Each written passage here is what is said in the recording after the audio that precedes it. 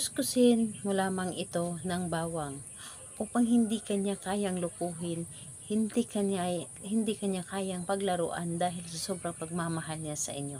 Hello mga guys, kumusta kayo? Panibagong araw, panibagong video na naman tayo. And sa araw na ito ay isa na namang video ang aking ituturo sa inyo na simpleng gabay o simpleng pamamaraan na makakatulong sa atin. At bago ang lahat, gusto ko lang mag-disclaimer sa mga taong hindi naniniwala at hindi gusto ang mga kagaya nitong video. Please skip this video and maghanap kayo ng videos na gustong gusto nyo, dahil ang video na ito ay para lamang ito sa mga taong naniniwala and gusto mag-try.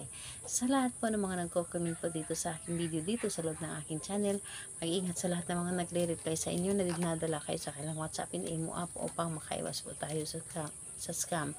And ayun po, ituturo ko sa inyo paano siya hindi magloko sa inyo. Paano siya hindi kayang paglaruan ka. Dito po ituturo ko sa inyo paano ito gawin upang hindi niya kayang maglaro sa inyong relasyon at lagi lamang siya or magiging tapat siya sa inyo palagi. Ito ay pwedeng gawin sa parehas ang kasarian, babae ito babae and lalaki ito lalaki. And syempre naman sa ating babae at lalaki na mag-partner, and dito po ay pwede mo itong gawin kahit na kayo ay magkalapit at magka-LDR sa isa't isa. Dito po ay kailangan natin dito ng ating gagamitin sa paggawa ng ritual na ito. Kailangan natin dito ng panulat, kailangan din natin dito ng bawang, at syempre ang inyong sarili. Kailangan mo dito ihanda ang iyong sarili na gustong gusto mo itong gawin. Kailangan mo na gawin ito na may buo ang loob. Kailangan na gawin mo ito na may buo ang tiwala at paniniwala. Kailangan malakas ang inyong energy at hindi ka nagdududa sa isang ritual na inyong gagawin. And ayun po, kapag ready ka na, pwede mo na itong simulan. So ang gagawin mo lamang dito, napakadali at napakasimple lamang. Sa iyong palad, isusulat mo dito ang kanyang pangalan at apelyido. Isulat mo dito ang kanyang pangalan at apelyido, at kapag nasulat mo na dito ang kanyang pangalan at apelyido, gamit ang bawang, babalatan mo ang bawang at pahiran mo ito ng katas ng bawang. So, papahiran mo, and habang pinapahid mo ang bawang dito sa iyong palad na may sulat ng kanyang pangalan, paulit-ulit mong sasabihin ang kanyang pangalan at ang iyong nais. Halimbawa na lamang, pangalan niya at apelyido. Hindi mo ako kayang lukuhin, hindi mo ako paglalaroan, ako lamang ang iyong mamahalin. Mamahalin mo ako na higit pa sa iyong sarili.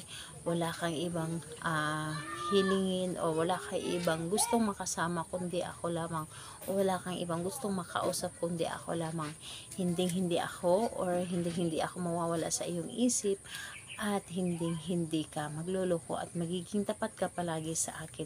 So sabihin mo lamang ang iyong nais. Dapat po ang inyong sasabihin is ito ay ikakabuti sa inyong relasyon. Huwag kayong magsasabi dito ng mga negative. Dapat po ay laging positive or puro positive ang inyong sasabihin dito or hilingin.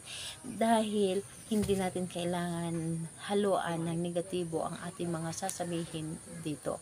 So, ayun po. Kapag nasabi mo na or natapos mo na itong pahid, habang yung nagsasalita kayo or humihiling kayo paulit-ulit, yung papahiran ng bawang ang inyong palad na may sulat ng kanyang pangalan. And ayun po, pagkatapos nun ay pwede nyo na itapon yung bawang or itapon yun doon sa labas. And ayun po, be positive na lamang po sa inyong mga ginagawa. And ayun, kailan ito pwedeng gawin ito sa kahit anong araw at oras, pwede naman po, basta malakas lamang ang inyong energy at hindi kayo nagdalawang isip sa inyong gagawin. So ayun po, salamat po sa inyo. Bye bye everyone, God bless us all.